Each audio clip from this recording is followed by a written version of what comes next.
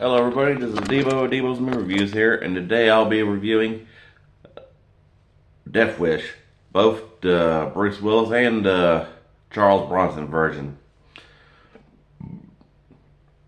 Well, in the case of Bronson, narrow it down to just the first one, wherein the Bronson adaptations was an origin story, whereas the Willis one was the obvious standalone. Given the differences between Michael Winner's adaptation and Eli Roth, which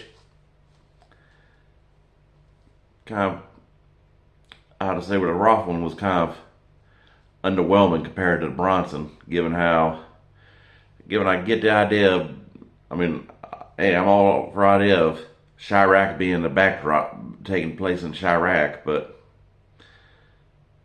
which to most people know is Chicago, but yeah, which of course is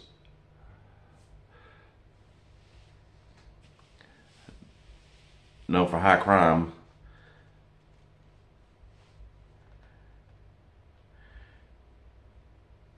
And mixed match pizza,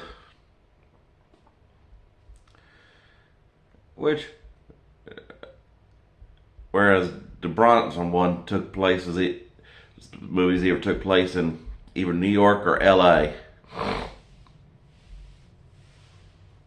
which, given the taste of the sequels, Paul Kersey needed to stay away from those places.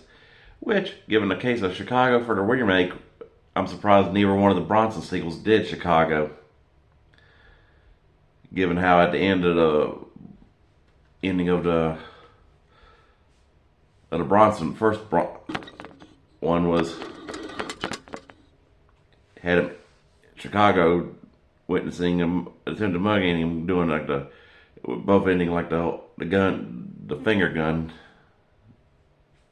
taunt, which I can say, for one thing, Bronson did it better just by the better character development, especially the idea from with that redundant idea of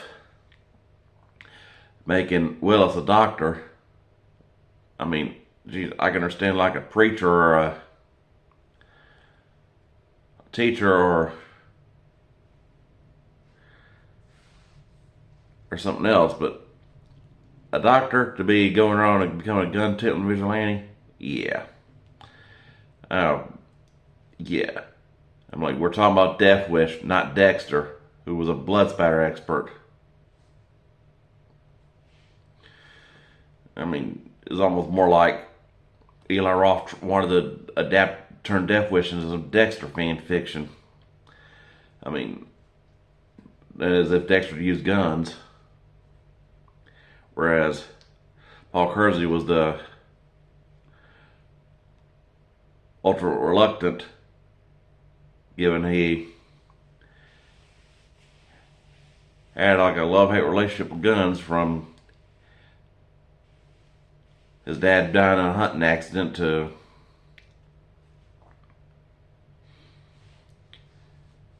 being a CEO in a med unit, which CEO meant conscious objector. And then following the death of his wife and a business trip to Tucson, where he met old James Chill in the book, which I'm talking about the Bronson one, who was a business developer. He was designing properties for, because of course Bronson's character version, Paul Kersey was an architect, whereas according to IMDb, the book, because I hadn't come across the book, but I'll just tell you that in the book he was a banker, which I'd say with the idea of making Kersey a doctor and Willis one was just so left field, but Bronson had quicker quality development, whereas again in the movie, Willis couldn't hit the broadside of a barn, And I do admit, but it did have some. The Willis one did have a good cast, side characters too, whereas the the Bronson one was pretty much just among iconic characters was Hope Lang as the wife, Olympia Dukakis. I can't remember who she played, but and Vincent Gardenia as the cop, who Frank Ochoa, which of course similar to the Dean Norris character in the remake, whereas and then of course different scenarios where like with the Willis one, he had Elizabeth Shue as the wife and Vincent D'Onofrio as the brother, which of course had a reference to one of the references or fake gun advertisements of the YouTube channel. It was called Full Metal, which is a nod to Full Metal Jacket. And of course, one memorable aspect of the Willis version that wasn't a trailer scene was Johnny Rogers' firearm shop. And of course, one of the edge I'd say Willis had over the Bronson was compared to Bronson's first one was quick proficiency in different uses of guns, compared to where in the first one he just did that revolver, that chain shield give, and I'm gonna say that was a great side character for the first one. And he did a better take on the gun as a tool speech from the movie Shane, which kept a gun is only a tool used to put food on the table, foxes out of the chicken coop, snakes out of the garden, rustlers out the range, and bandits out of the bank. I don't know about the snakes out of the garden, but that might be Mandela effect. That's pretty much Mandela effect because I watched it last night and didn't know that. Remember, kind of corrected myself on that one, but hey, the sentiment fits. And of course, it gives them that nice looking pearl-handed Colt. And he just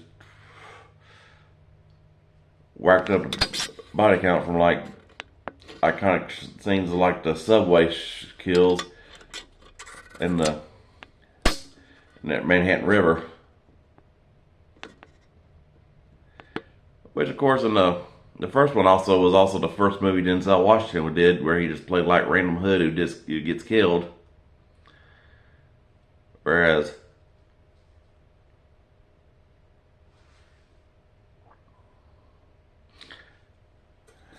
the Willis one was he eventually did confront the actual gangbangers that killed his wife, whereas Bronson just cleaned up the main streets till show ran him out, which I can say in that case both villains both cases the true villains of Death Wish were always the anti-gun lobby and Detective Ochoa trying to put the law over moral contract, though he did eventually let him go. But of course there's the sequel, Death Wish 2, that explains him. But overall, and I gotta say Willis did have some better trails. You know, one was like a trailer scene, like the scene with a car, and then there was like another one where they gamers try to raid trash the house, and he goes the AR-15 on him, and of course is converted to a full automatic, because a lot of anti-gun filmmakers don't know the difference between a semi and full auto. But overall, I'm just gonna give Bronson a 5 out of 5, and Bruce Willis' version a 3 out of 5. I mean, that one had a good concept. Hey, it definitely pissed off the right people,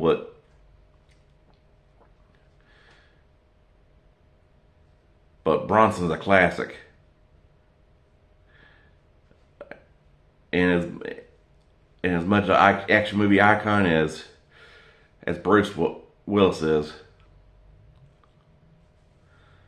But all I say, Bronson wins this round.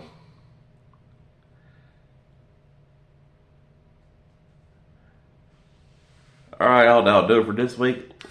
Like, subscribe, and enjoy my reviews like you enjoyed these movies, and I'll keep dishing them out.